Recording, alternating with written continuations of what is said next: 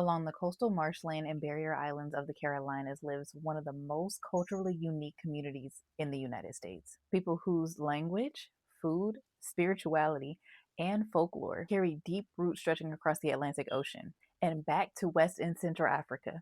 And they are known as the Gullah Geechee. And for centuries, their stories about spirits, conjure, and supernatural creatures have quietly shaped the folklore of the American South. Stories about beings that walk at night, spirits that ride the wind through the swamp, and entities that may look human but definitely are not. Today, I am starting a new Folklore Friday mini-series exploring the legends, beliefs, and spiritual traditions of the Gullah Geechee, starting right here in my new backyard of the Carolinas. But before we talk about the spirits, we have to understand the people who carry these stories across generations.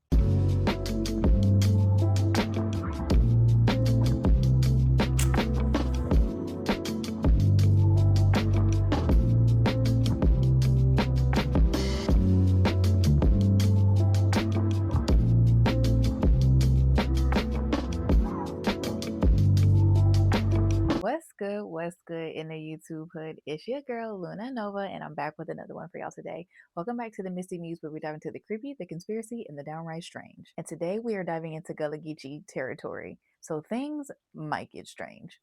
If you're new here, this channel explores spirituality, folklore, and the hidden meanings behind the stories that have been passed down for centuries. And since moving to North Carolina, I've been diving deeper into some of the lore here and the spiritual traditions rooted right here in the coastal South. Which brings us to today's topic, the Gullah Geechee people. This community has preserved one of the most powerful cultural connections to African traditions anywhere in the United States. And with that kind of preservation, something equally important came of it, their folklore.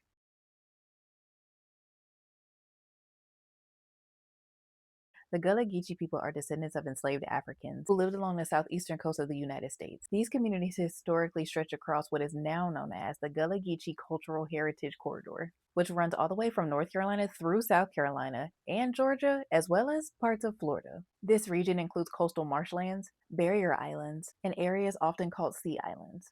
During the era of slavery, these locations were heavily used for rice and indigo plantations, but something about these environments created a very unique cultural environment. Many of these plantations were geographically isolated, which means the enslaved Africans that were living there had less direct contact with the mainland colonial culture than other populations. And because of that isolation, many African traditions were preserved in ways that were not possible in other parts of the country.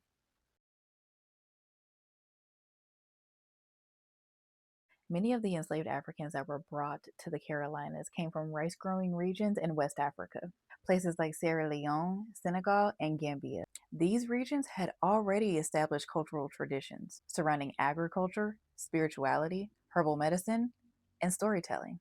And when those traditions crossed the Atlantic through the transatlantic slave trade, they didn't disappear. They adapted. Over time, African traditions blended with Christianity, indigenous knowledge, and the realities of living in the American South. The result was a unique cultural identity that we now recognize as Gullah Geechee culture. Both Gullah and Geechee, the reason we have those terms is because of the African ethnic groups that were brought over during chattel enslavement that made the foundation for our culture. So we had Angolans who first arrived here directly from the motherland, that their name got cut off. It got sort of denigrated into just being shortened to Ngullah. But when they sold our people on auction blocks, they would say, well, I have a cargo of Gullah for sale. So you first got that usage of the term Gullah about the people, but from Angola. Gullah means that you are a descendant of West Africans who were enslaved here in the Sea Islands, going all the way up from North Carolina all the way down to Florida, but primarily in our South Carolina Sea Islands. They were brought from the coast of West Africa to the Lowcountry and enslaved in order to do the labor of the plantations that helped to build America. It's the blending of all of those cultures that came together during the transatlantic slave trade that gave birth to this culture called Gullah. Gullah is the most authentic African culture in America. We think Gullah came from the word Gola. The Gullah tribe were rice-growing people in West Africa, and they were brought over to develop rice fields.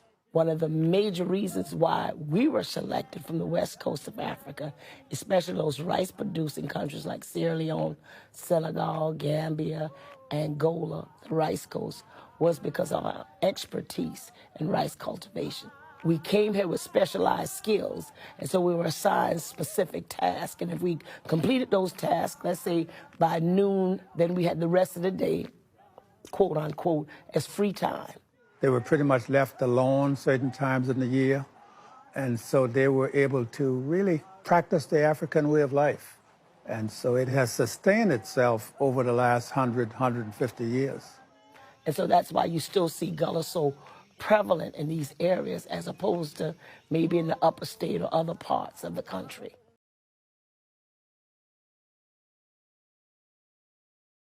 One of the most fascinating aspects of Gullah Geechee culture is the language itself. The Gullah language developed as a Creole language, combining English vocabulary with grammar structure influenced by several African languages. For generations, this language served as both a means of communication and a cultural bridge back to African heritage. Within that language lives something incredibly important: stories. Hundred children in Gullah, more than one. Go in the yard for play, and then you go out in the yard, and we was right down by the river. We used to run at the fiddler. You know, see the little fiddler look like crab? We used to try to catch them. But before you could catch the fiddler, they're all going back down in the hole. So I remember all those things, you know, and the big bull, be around yard. They had some cow and the bull. Boy, when we see that bull, the little children going around there, we take off and run back home. Yeah, it was amazing how things, you know, was then. So I haven't forgotten those things, and I cherish it. I like to tell people about it. And so far as speaking of Gullah, it doesn't embarrass me not one bit. Because when we get together, you know, my age group, we sit down and talk to one another, and you wouldn't understand a thing we talking about. And thinking about that, the ancestors used to talk about the Bakra. I bet you don't know who the Bakra is. Lord. The Bakra is the plantation owner. That's the word. Bakra means plantation owner. But see, when Mariam been in the field and talking about the Bakra, he didn't know that it was talking about him. Bakra. So any book you pick up, mostly in Gullah, you'll see that word Bakra in there.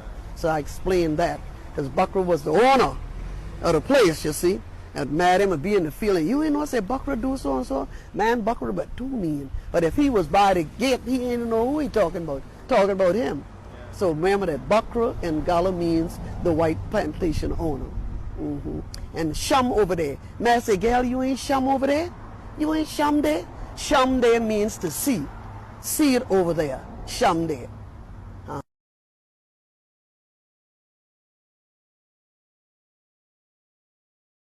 When we talk about folklore, many people think of it simply as entertainment, ghost stories, campfire tales, or legends meant to scare children.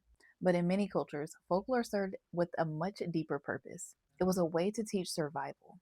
Stories warn people about dangerous places and things. They warn about traveling alone at night. They warn about spirits, energy, and people whose intentions weren't what they appeared to be. Within the Gullah Geechee tradition, stories about supernatural beings weren't just spooky entertainment. They were spiritual lessons. Let's talk about Suki and the Mermaid. And this story is based on a South Carolina folktale from the Gullah Geechee people of the Carolinas. And I am so excited to talk about this story because this story is based on Gullah traditions and is one of the few African American tales featuring mermaids. Now let's talk about it. Now the story is based in the Caribbean, and it's about this girl named Suki who lives with her mother and stepfather in this old rickety house that's literally falling apart. And her stepfather's name was Mr. Jones, but she called him Mr. Hard Times. Does literally nothing and makes Suki do all the hard work. Like she's literally just a little girl. So one day Suki runs away because she's so exhausted from doing all this work and being abused all the time. So she runs away to the shore and sings a song that accidentally summons a mermaid. And her name is Mama Joe. And Mama Joe in the story helps and protects Suki financially. Mama Joe would give Suki a golden coin that would basically like make her parents happy and not abuse her. So a really good friendship connected between the two. So Suki would go there every day to see Mama Joe. Until one day her parents followed her and decided to learn the song without Suki's knowledge, and then they called the mermaid to capture her. But the mermaid escapes. So now at this point, Mama Joe would not answer to Suki because she felt like she was set up. And that's when her stepfather literally works her till she's like about to fall ill. Like Suki is literally about to pass away because she's been overworked. So while she's literally on her deathbed, she goes down the shore and begs the mermaid to take her down with her. And that's when they disappear under the sea, and Suki spent some years down there with her. Until Suki grows to miss land, and then the mermaid eventually returned her to shore where she could be with her family. She gives her this huge dowry, which is basically like a lump sum of money or like gold or different treasures. But she had to specifically marry one man. And the man that she had to marry name was Dimbo. But however, Mr. Hard Times, her stepdaddy, wanted the money and unalived the man that she was supposed to marry. So the mermaid comes one last time to give Suki a pearl that can resurrect her love. And that's when Dimbo identified his murderer as her stepdad, Mr. Hard Times, and that's when he tried to flee in a boat, only to be swallowed in a sudden storm. But despite the dark elements of the stories, being overworked, beaten, abused, and illness and murder, the story is uplifting, and it is an interesting look into Black folklore. And the story also is said to come from the belief of the Simbi spirits in Central Africa that came to the United States during the Atlantic slave trade. But I'll make a separate video talking about the Simbi spirits. But let me know if y'all ever heard of this amazing story called Suki and the Mermaid. Because I know a lot of y'all have actually asked me, is there mermaids in the Carolinas and stuff like that? So I just thought that this was really cool to find this book.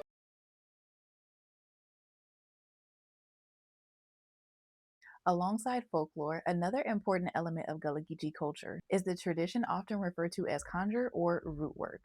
Conjure practices combine African spiritual traditions along with herbal knowledge and spiritual protection methods. Practitioners, sometimes known as root workers or conjure doctors, were believed to have many abilities: healing illnesses, removing spiritual attachments, protection against curses, as well as communication with spiritual forces. These traditions exist alongside Christianity in many Gullah Geechee communities, creating a spiritual system that blends faith, folklore, and ancestral knowledge.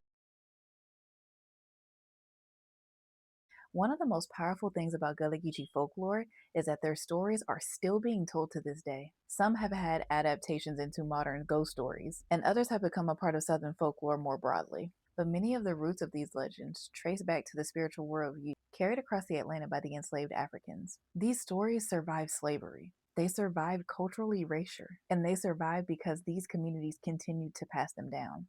And some of these stories involving spirits are far more unsettling than your average ghost story. Entities that walk at night, creatures that stalk the marshlands and swamps, and beings that may appear to be human, that is, until you notice something isn't quite right about them. One of the most famous of these figures known through the Gullah Geechee would be the Boo Hag, a creature that doesn't have its own skin because it steals and wears someone else's. We're diving into one of the most chilling legends to come from Gullah Geechee folklore, the story of the Boo Hag, a spirit that slips out of its skin at night, rides the bodies of their victims, leaving them exhausted, drained, and wondering what exactly visited them while they slept. But until then, stay curious. Make sure that you're staying prayed up and protected out here. And remember, sometimes the most important stories aren't created for entertainment purposes. They're created to warn us. But I'm going to go ahead and get out of here and edit this one so I can get the next episode ready for you guys in this series. So I'll see you guys next week for Folklore Friday, where we're going to talk about the Boo Hag. I'll be back for another one for you guys, if the spirits allow it.